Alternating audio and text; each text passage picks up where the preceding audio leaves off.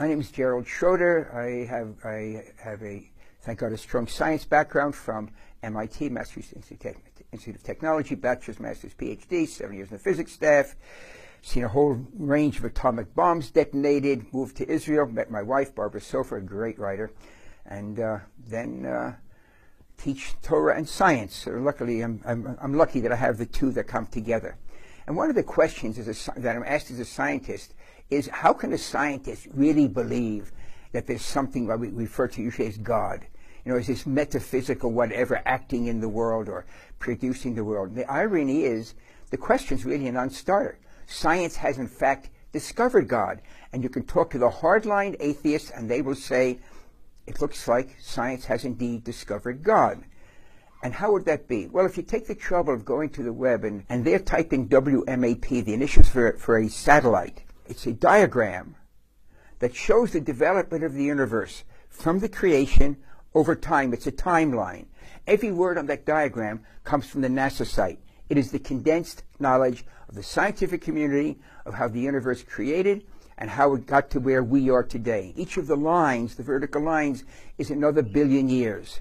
Okay, you start from a burst of energy at the extreme left side of the diagram, and you end up at the far end with the oval. The oval is to indicate expansion in all directions. Of course, because it's a timeline, we can't show that on a single piece of paper. We see here, most amazingly, that on the extreme left edge, it shows a beginning to the universe. Now, go back less than 50 years. If I were teaching that at Tech, I might have, a person could lose tenure saying that there was a creation of the universe. It sounds like it's Bible. Because less than 50 years ago, the overwhelming scientific opinion was the universe is eternal. There was never a beginning. The Bible is wrong from the very first sentence. And then we discovered, suddenly, Arno Penzias and Robert Wilson, the Bell Labs in New Jersey, the northeast of the U.S., discovered the echo of the Big Bang, the energy left over, which George Gamow, 60 years ago, predicted that if there had been a universe created hot and small, it would have exploded, and the energy would get more and more dilute. And Penzias and Wilson, these Arno Penzias and Robert Wilson, discover this energy that had been predicted overnight. The Bible got it right. There was a beginning to the universe. Now, the black in the diagram is nothing. It's not a vacuum. Vacuums are within that diagram, within that cone of expansion. Vacuums are empty space, and space is something. The black of the paper around the diagram is nothing. It doesn't fit in our human brain, because humans think in a box made of time, space, and matter/energy.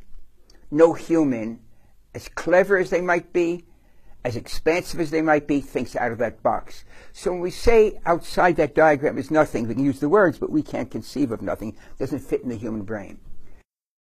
How are we going to have this idea, is there a God or not? Notice that the creation force isn't a three-letter word, G-O-D. If you look at the words carefully, it's a quantum fluctuations. That understanding was first brought down by Ed Tryon, brilliant human being, in the journal Nature, almost 40 years ago.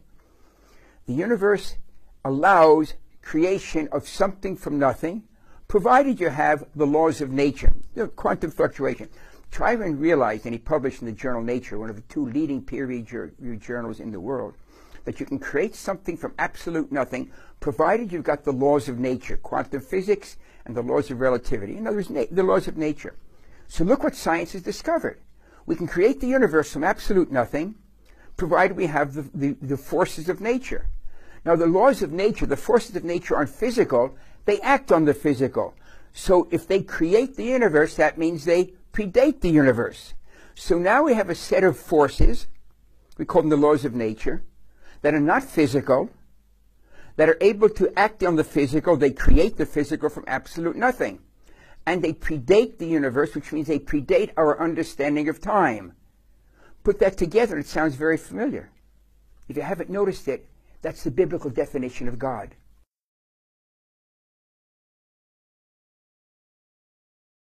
There's only one nuance that's left hanging. We can talk about it another time, perhaps. It's that which created the universe, those forces active in the universe. But up to that point, science says, you are correct. The definition of the biblical God is predates time, outside of time.